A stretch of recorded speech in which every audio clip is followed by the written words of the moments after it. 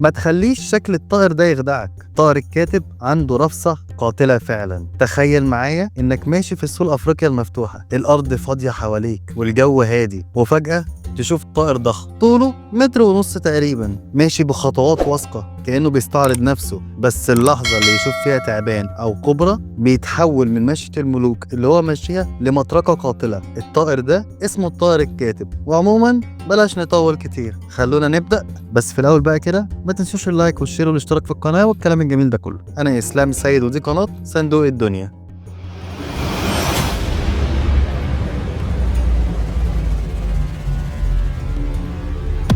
الطائر ده بيعيش في أفريقيا، بالتحديد في الغابات المفتوحة في السافانا. من بعيد ممكن تفتكره زي طائر اللقلق، لكنه في الحقيقة أقرب للجوارح، زيه زي النسور والصقور. رغم إن جسمه طويل ونحيف، لكن هو بيبقى واحد من أخطر الصيادين في عالم الطيور. وزنه خفيف جدا رغم طوله ممكن يوصل ل4 كيلو بس، وجسمه الخفيف دوت بيكون بسبب إن عظمه بيكون مجوف، وده بيساعده إنه يطير. لكن طيرانه مش بيكون بنفس الطيران بتاع النسور. هو يقدر يطير لارتفاعات بتوصل ل 3000 متر، بس هو فعليا بيفضل ان هو يمشي على الارض لان هو متعود على الصيد من الارض اكتر. وهنا بيستخدم رجليه الطويله، هي مش مجرد منظر، دي سلاح قاتل. الرجل الواحده فيه ممكن تطلع قوه ضغط توصل ل 20 كيلو، يعني 5 اضعاف وزنه تقريبا. هو بيستخدم القوه دي في ضربات سريعه جدا ودقيقه جدا، وخصوصا لما يهاجم التعابين او السحالي او حتى الفئران.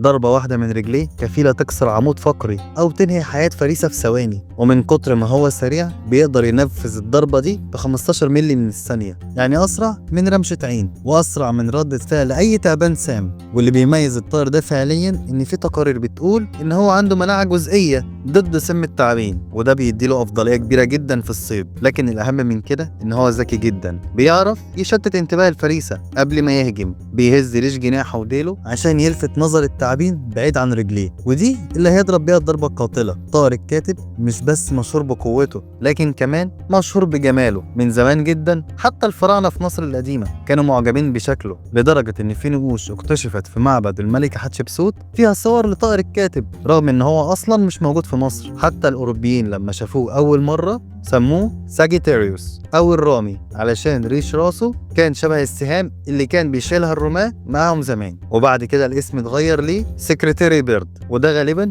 بسبب تشابه شكله مع الموظفين زمان اللي كانوا بيحطوا ريش الحبر في شعرهم وهما بيكتبوا. وفي كمان نظرية تانية بتقول ان اسمه جاي من كلمة عربية صقر الطير، ودي معناها طائر الصيد. وده وصف دقيق. طائر الكاتب تقريبا مخلص لزوجته، بيرتبط بشريك واحد بس وبيفضل معاه، ولما بيتجوزوا بيعملوا رقصة طيران كده جميلة في السماء، وبعدها بيبنوا عش ضخم على شجرة أكاسيا. العش ممكن يوصل عرضه ل2 متر ونص، وبيكون كفاية ليهم علشان يقدر فيه الزوجين إن هم يعيشوا مع صغارهم. البيض اللي بتوضعه الأنثى بيكون ما بين بيضة ل4 بيضات، لكن للأسف في أغلب الحالات مش بيفضل غير فرختين بس، وده لأن الفراخ بتدخل في صراع من البداية، وكل واحد بيحاول ياخد أكبر قدر من الأكل، والضعيف غالبا بيموت من الجوع. والظاهرة دي منتشرة عموما في الطيور الجارحة. بعد 80 يوم تقريبا الفراخ بتبدأ تطير وتسيب العيش، لكن الأهالي بيفضلوا معاهم فترة كمان لحد ما يتعلموا الصيد كويس ويعرفوا يعتمدوا على نفسهم. واحدة من أغرب وأجمل مميزات الطائر ده هي الرموش الطويلة اللي حوالين عينيه، لكن هي مش رموش حقيقية. وظيفته إن هو يحمي عينه من الغبار والتراب، وده أثناء ما هو بيكون بيدوس على الأرض أو بيصطاد. طائر الكاتب بيعتبر من أخطر أعداء التعابين، وده بسبب طريقتهم المختلفة في الصيد. هو مش بيطير لفوق